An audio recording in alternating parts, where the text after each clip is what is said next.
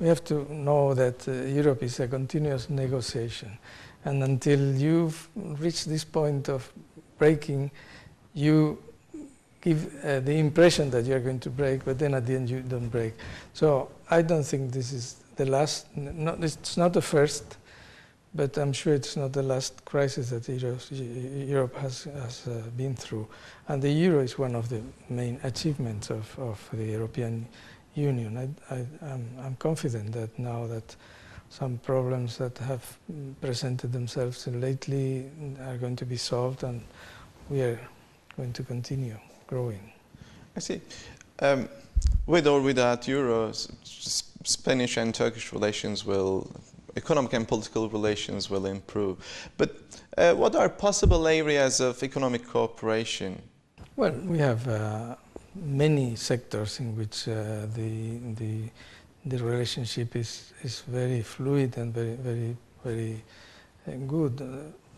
But I would point out only that the financial sector, as I told you, has increased enormously in the last few months. And also we offer the construction of infrastructure.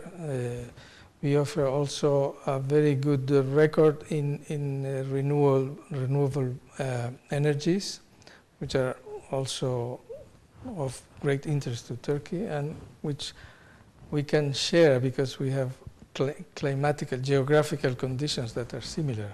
So wind, solar energy, etc. This is a very important point of cooperation. So you would suggest many Spanish firms to come, recommend many Spanish firms to come Turkey, invest in Turkey, and for the same thing for the Turkish sector. Yeah. And what is the position of the embassy in Ankara or the consulate general in Istanbul?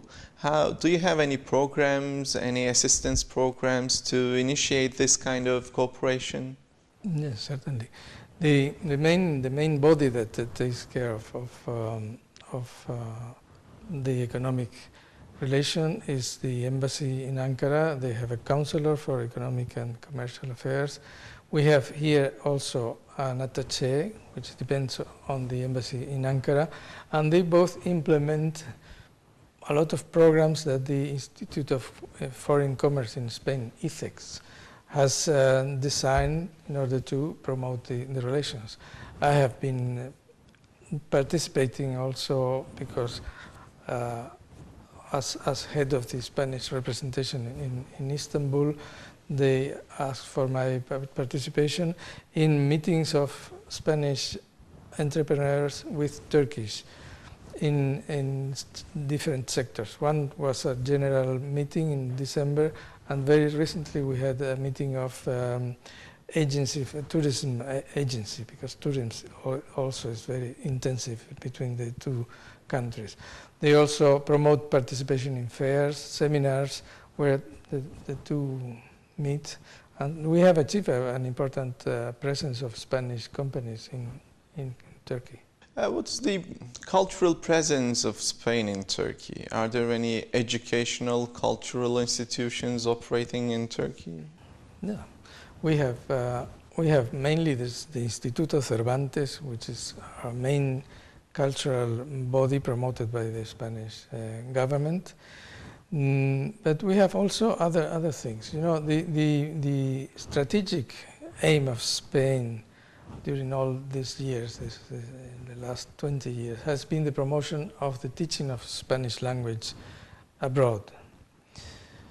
This is done also in cooperation with the Latin American countries, also speak Spanish and are interested in receiving people who speak Spanish in their countries. This is done mainly by the Instituto Cervantes, which has not only the capacity to give Spanish tuition to foreigners, also they organize cultural activities, cooperation with universities and the Department of Spanish. For example, here in Istanbul, I have very frequent and very good contacts with the University of Istanbul. And on the other hand, there is a less known activity of the Spanish government to improve the presence of the Spanish language in other countries, which is done by the Ministry of Education, and which aims not to teach Spanish in the open market, as we could say, which is what the Instituto Cervantes does, but to introduce the Spanish language as a language of tuition in the schools, so that afterwards we can have students of Spanish in universities and people who know Spanish from the very beginning. This is also important investment, as I say, very little known, but we are trying to do that in Turkey too. We have a very important operation in that sense in the United States, for example, in all the countries of Eastern Europe, and also we are trying to promote that in Turkey. Why would you recommend a Turkish youngster to learn Spanish language? What opportunities will speaking Spanish bring to him or her? Yeah, well, Spanish is spoken by 500 million people in the world. So that tells you that someone who speaks Spanish will have a broad range of possibilities to work or to teach or to learn in many countries. And when I say many countries, I don't only think of countries that are normally associated with Spanish language, but in the United States, in a few decades, according to certain studies, Spanish is going to be more spoken than English. So there is a lot of opportunities for people who know Spanish. And also, we have a very good literature. If they just want to enjoy our literature, this is by itself a good reason to learn Spanish. Mr. Consul General, now that you mentioned Spanish literature, can you give us some examples? Well, Spanish literature is not only a question of Spain, it's also a question of all the countries that speak Spanish. Naturally, we always think of Don Quixote de la Mancha as the main book of Spanish literature. Has been translated into practically all the languages of the world. It's a marvelous piece of genius, because Cervantes was a genius. But Cervantes wrote at a time where many other very good writers were writing. This was called the golden age of Spanish literature. It continued during the 19th century with a very good number of writers in the realistic school, and also into the 20th century with mostly poets in Spain. So I think whoever wants to learn Spanish has a lot where to choose. And now lately, a lot of very good cinema in Spanish and other interesting attractions to the Spanish language. Is there a Spanish film festival in Istanbul, or are you planning to organize it? Yes, the Instituto Cervantes organizes quite frequently shows of Spanish movies in Istanbul.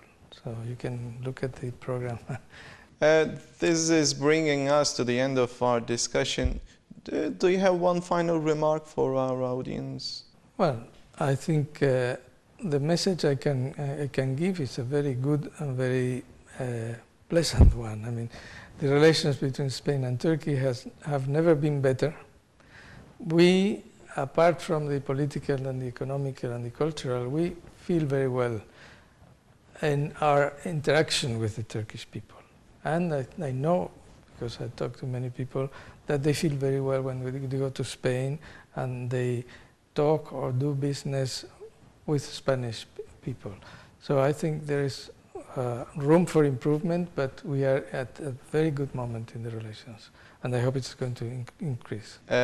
Spanish Consul General in Istanbul, Mr. Aurelio Perez Giralda, thank you very much for joining us. Thank you very much. It was a pleasure. That was the Diplomats. Thank you for watching us.